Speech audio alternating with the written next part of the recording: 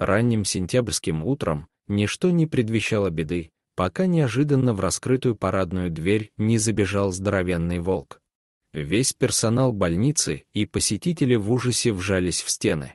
Лишь юная медсестра Эмили, которая постоянно ходила в лес со своим отцом и не раз встречала там диких животных, смогла взять себя в руки и заметила, что хищник держит что-то в своей пасти. Присмотревшись, девушка увидела, что это маленький волчонок. Вот только непонятно, зачем волку рисковать своим малышом, появившись в месте большого скопления людей. Пока престарелый охранник вызывал полицию и помогал эвакуироваться самым старым и слабым посетителям, Эмили решила взять дело в свои руки и смогла заблокировать хищника вместе с санитарами, перекрыв доступ в основную часть больницы. При этом девушка стала догадываться, что волк появился здесь не случайно, и ему нужна была помощь людей. Эмили позвонила своему другу Дэвиду, специалисту по охране дикой природы, и описала ему ситуацию. А приятель в ответ сказал, что он уже выезжает на место, и попросил его дождаться. Эмили согласилась, глядя при этом через стекло на большие желтые глаза волка, которые, как ей показалось, были наполнены болью и страданием. Через несколько минут снаружи раздался вой полицейских сирен, которые заставили хищника протяжно заскулить и броситься обратно в лес. Эмили была полна решимости помочь несчастному животному, при этом Дэвид все еще был в пути, и девушка отважилась на безумный поступок. Она побежала за ним. Хищник заметил девушку, казалось бы, был рад этому, но при этом настойчиво двигался в определенном направлении. Эмили осторожно следовала за хищником, но старалась слишком близко не подходить, беспокоясь, что волк пытается заманить ее в ловушку. Так, необычная парочка прошла несколько сотен метров, когда за спиной девушки неожиданно раздался знакомый голос.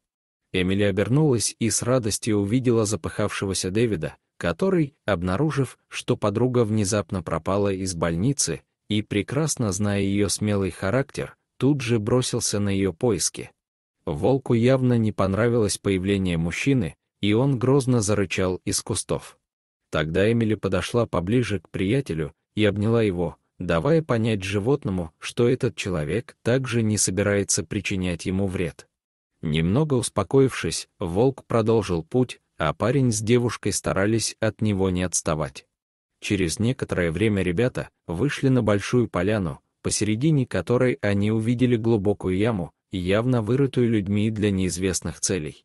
При этом волк стоял на другом конце поляны и тоскливо смотрел прямо на глубокое отверстие в земле, будто пытаясь этим что-то сказать людям. Ребята поняли, что ответы на их молчаливые вопросы, скорее всего, находятся на дне ямы. Они нашли рядом старую веревку, которую оставили люди. Дэвид привязал один конец веревки к стоящему поблизости дереву, а другим обвязал себя и начал осторожно спускаться на глубину, в то время как Эмили осталась дожидаться его наверху.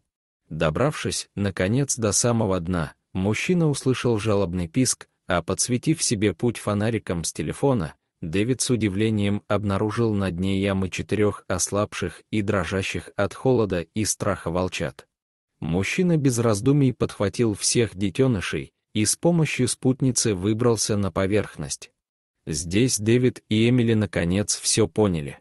В тот день в больницу пришла волчица с волчонком в своей пасти в поисках помощи, так как остальные 4 ее детенышей по трагической случайности упали в вырытую людьми яму. Ребята осмотрели волчат, которые были сильно напуганы. Обошлось без травм. Мужчина с девушкой отнесли малышей подальше от ямы, чтобы они вновь не провалились туда, и осторожно удалились, позволяя беспокойной матери наконец воссоединиться со своим потомством.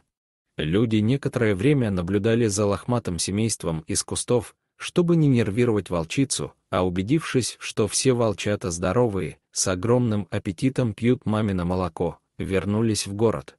Дорогие друзья, если вам понравилось это видео, ставьте лайки и подписывайтесь на наш канал.